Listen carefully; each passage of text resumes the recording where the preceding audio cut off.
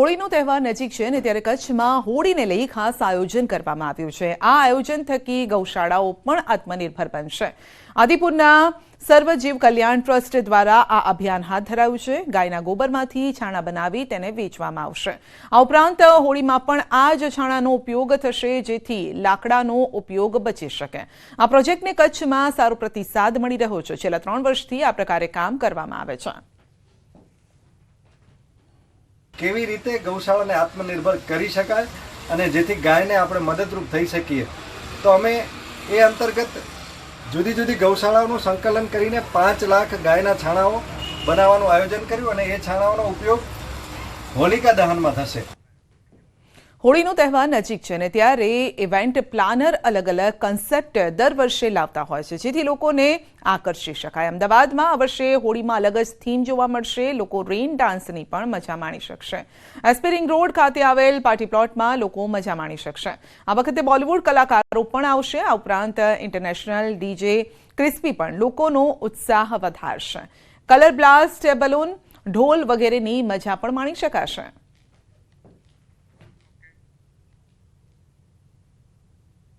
अरे बुरा न मानो, होली है अमदावादમાં વિદ્યાર્થીઓ જે પ્રકારે એન્જોય કરી રહ્યા છે, પરંતુ તેની સાથે આ જ લોકો છે કે જેઓ આ વખતે હોળીની પાર્ટી પણ ઓર્ગેનાઇઝ કરી રહ્યા છે। આપ જોઈ રહ્યા છો કે ધૂળેટીને લઈને તમામ લોકોમાં ઉત્સાહ જોવા મળી રહ્યો છે। આટલા બધા રંગાઈ ગયા છો અત્યારથી જ કે પછી પ્લાનિંગ છે કે હોળીના દિવસે પણ હજુ રાખવાનું છે કંઈ? હજે હોળીના દિવસ તો હજી થોડુંક વધારે જશે, થોડી ને આટલાથી પતી જાય। બસ આ તો હજી શરૂઆત છે હોળીની। અચ્છા, શું કહેશો પાર્ટીની આયોજનનું જે પ્રકારે શહેરમાં થતું હોય છે, તો તમે શું કરવાના છો હોળીના દિવસે? જેવી રીતે શહેરમાં જોઈએ તો પાર્ટીઓ તો 30 ઉપર પાર્ટીઓ થઈ રહી છે હોળીની, પણ આપણે હોળીમાં જે છેલ્લા 4 વર્ષથી કરીએ છીએ એના અનુભવ ઉપરથી આ વખતે કંઈક વળી પાછું નવું લઈને અનુભવોથી આ વખતે આપણે વીઆઈપી ગોલ્ડ એવી રીતે અલગ સેપરેટ કરી, બંને માટે અલગ સેપરેટ રેન્ડાન્સ સેટઅપ કરી અને પબ્લિકને પૂરતું કલર મળી જાય એ એટલા જથ્થામાં કલર મંગાવ્યો છે। સાથે પાણી સાથે બી મજા માણી શકે તો એમના માટે રેન્ડાન્સ સેટઅપ બનાવ્યો છે। સાથે ફોર્મ ડાન્સ ને એવું અલગ અલગ વસ્તુ તો ખરી જ સાથે શરૂઆત જ કરી હતી અને આ વખતે પણ ઇન્ટરનેશનલ આર્ટિસ્ટ આપણે બોલાયા છે સ્પેશિયલ ડીજે ક્રિસ્પી। ખાસ કરીને ગુજરાતમાં આવશે અને અમદાવાદની અંદર જ્યારે રેન ડાન્સનો કોન્સેપ્ટ છે તે સૌથી પ્રચલિત બન્યો છે, ત્યારે અમદાવાદમાં 30થી પણ વધારે જગ્યાએ રેન ડાન્સનું જે આયોજન થયું છે તેમાં આ લોકો પણ આયોજન કરવાના છે અને તેની સાથે ઇન્ટરનેશનલ આર્ટિસ્ટ દ્વારા અમદાવાદીઓને રેન ડાન્સની મજા પણ કરાવશે। કેમેરા પર્સન નિલેશ સોસા સાથે દીપિકા ખુમાર, ન્યૂઝ 18 ગુજરાતી, અમદાવાદ। આદિવાસીના મુખ્ય તહેવાર ડાંગ દરબાર 2024ની શરૂઆત થઈ ચૂકી છે। જિલ્લા વિકાસ અધિકારીના હસ્તે ડાંગ દરબાર ખુલ્લો મુકાયો। 118 વર્ષથી સતત યોજાતો ડાંગ દરબાર 5 દિવસ સુધી ચાલશે, જેમાં પ્રથમ દિવસે ડાંગના 5 ભીલ રાજાઓનું જાહેર સન્માન કરી પોલિટિકલ પેન્શન આપવામાં આવ્યું। મેળાનું ઉદ્ઘાટન જિલ્લા વિકાસ અધિકારીના હસ્તે કરાયું। આહવા કચેરી ખાતે વહીવટીતંત્ર દ્વારા 5 રાજાઓને ડાંગ દરબારની શુભેચ્છા પાઠવી ઢોલ નગારા વગાડી રાજાઓની શાહી સવારીને પ્રસ્થાન કરાવી। રાજવીઓની શાહી સવારી શોભાયાત્રા રૂપે કલેક્ટર કચેરી ખાતેથી નીકળી હતી અને જેમાં ડાંગના કલાકારો દ્વારા ડાંગી નૃત્ય તેમજ અન્ય પ્રાંતના નૃત્ય સાથેની ઝાંખી સાથે સામિયાણા સુધી પહોંચી હતી અને આ યાત્રા આહવાનગરના મુખ્ય માર્ગ પર ફરી રંગ ઉપવને પહોંચી હતી, જ્યાં રાજાઓ તરફથી મહેમાનોનું તીર કમાન આપી સ્વાગત કરાયું। જ્યારે કે મુખ્ય કાર્યક્રમ મુજબ સરકારે નિશ્ચિત કરેલ રાજકીય સાલિયાણા પેટીની રકમ 500 પારી તેમજ મોમેન્ટો આપીને 5 રાજાઓનું જાહેરમાં સન્માન કરાયું। મોટી સંખ્યામાં લોકો ડાંગ દરબારની મુલાકાત લઈ રહ્યા છે।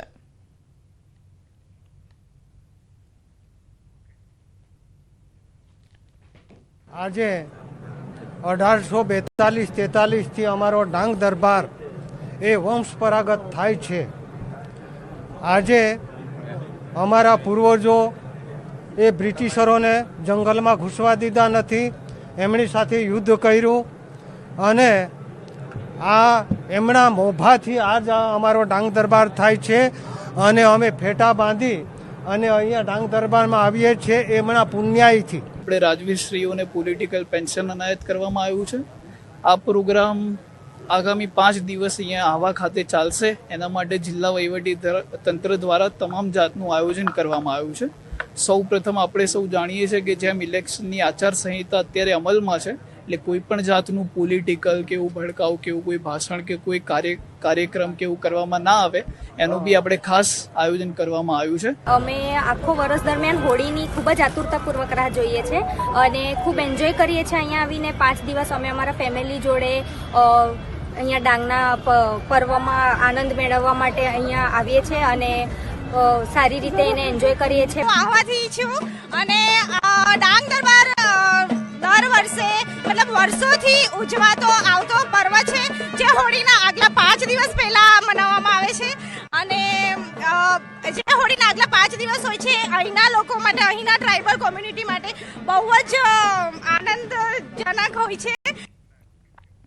ભાવનગરમાં કંસારાની સમસ્યાથી લોકો ત્રાહિમામ પુકારી ઉઠ્યા છે. કરોડો રૂપિયાનો ખર્ચ થયો હોવા છતાં કામગીરી હજુ પણ બાકી છે. કંસારામાં ઝાડી ઝાંખરા ઉગી નીકળ્યા છે અને તે ઉપરાંત ગંદકીનું સામ્રાજ્ય છે. લોકોનો આક્ષેપ છે કે કંસારાના અધૂરા કામને લઈ લોકો બીમાર પડી રહ્યા છે. મચ્છરોનો ઉપદ્રવ વધી રહ્યો છે. અધૂરા કામને લઈ વિપક્ષે પણ આક્ષેપ કર્યા. બીજી બાજુ તંત્ર દ્વારા ફોગિંગની કામગીરી શરૂ કરાઈ છે. લોકોની માંગ છે કે આ કાયમી ઉકેલ નથી, ઝડપી આ સમસ્યાનું નિરાકરણ લાવવામાં આવે. જે સારો કંસારો કરવાની વાત કરતા હવે એવું થયું છે ગંદકી ભરાય છે. એના કારણે જે વિસ્તારમાં પહેલા જે પરિસ્થિતિ એની કરતા વધારે ખરાબ પરિસ્થિતિ થઈ છે અને મચ્છર મચ્છરી એનો ઉપદ્રવ એટલો બધો વધ્યો છે કે આજુબાજુના લોકો ત્રાહિમામ પોકારી ગયા છે. રોગચાળા નિયંત્રણના પગલા રૂપે રોડ ફોગિંગ જમ્બો મશીનથી રોડ ફોગિંગ કામગીરી શરૂ કરેલ છે. જ્યાં વાહન જઈ ના શકે તેવી ખાંચા ગલીઓમાં ઇન્ડોર ફોગિંગ એટલે ઘરની અંદર ફોગિંગ કામગીરી કરીએ છીએ. જ્યાં પાણીના ખાડા ગંદા પાણીના ભરાયેલા છે ત્યાં આપણે માછલીઓ મૂકીએ છીએ. સ્ટાફ કર્મચારીઓ દ્વારા ઘરે ઘરે જઈને જનજાગૃતિની કામગીરી પણ કરવામાં આવી રહી છે. હાલમાં કંસારામાં પાણી ભરાવાના લીધે જોઈ રહ્યા છો તેમ મચ્છરના ઉપદ્રવ વધી રહ્યો છે. આ 4 યુપીએચસી પર અમારે પૂરતા પ્રમાણમાં મેડિકલ સ્ટાફ અને ડોક્ટર અવેલેબલ છે. ત્યાં પૂરતા પ્રમાણમાં દવા પણ અવેલેબલ છે. જ્યાં જ્યાં અમને ફરિયાદ મળી રહી છે ત્યાં શહેરી અર્બન મેલેરિયા વિભાગ દ્વારા ફોગિંગ કરાવવામાં આવે છે. રોડ ફોગિંગ પણ અત્યારે હાલમાં ચાલુ થઈ ગયેલું છે. જૂનાગઢમાં ફરી દીપડો દેખાયો છે. કેશોદના અજાબ ગામનો બનાવ છે. પાણી ભરેલા કૂવામાં દીપડો ખાબક્યાની ઘટના બની છે. વન વિભાગને જાણ થતાં ટીમ ઘટના સ્થળે પહોંચી. વન વિભાગે દીપડાનું રેસ્ક્યુ કર્યું. દીપડાને વધુ સારવાર માટે અમરાપુર એનિમલ કેર સેન્ટર ખસેડાયો. પ્રાથમિક સારવાર બાદ દીપડાને જંગલમાં છોડાશે. અમને મેસેજ મળેલ કે અજાબ ગામના વાડી વિસ્તારમાં પાણી ભરેલા કૂવામાં દીપડો પડેલો છે. તાત્કાલિક અમરાપુર એનિમલ કેર સેન્ટરની ટીમને જાણ કરી નાયબ વન સંરક્ષક શ્રી સામાજિક વનીકરણ રેન્જ વનીકરણ વિભાગ ગીર સોમનાથની સૂચના મુજબ આ દીપડાનું તાત્કાલિક સહી સલામત રેસ્ક્યુ કરવામાં આવેલ છે અને હવે આ દીપડાને સારવાર અને પ્રાથમિક તપાસ માટે અમરાપુર એનિમલ કેર સેન્ટર મોકલવામાં આવશે.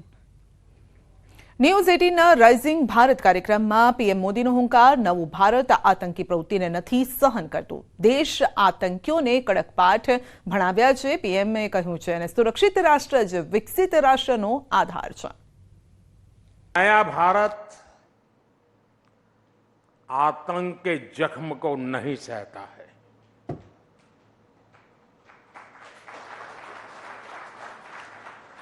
बल्कि आतंक के जख्म देने वालों को पूरी ताकत से सबक भी सिखाता है.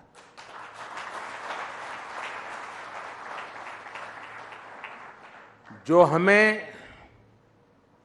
आतंकी हमलों के जख्म देते थे उनकी क्या हालत है ये देशवासी भी देख रहे हैं और दुनिया भी देख रही है.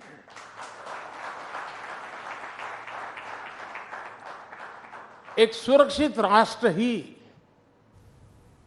एक विकसित राष्ट्र का आधार होता है और आज यही भारत की पहचान है और यही राइजिंग भारत है. બુલેટિનમાં અત્યારે બસ આટલું જ. રજા આપશો. નમસ્કાર.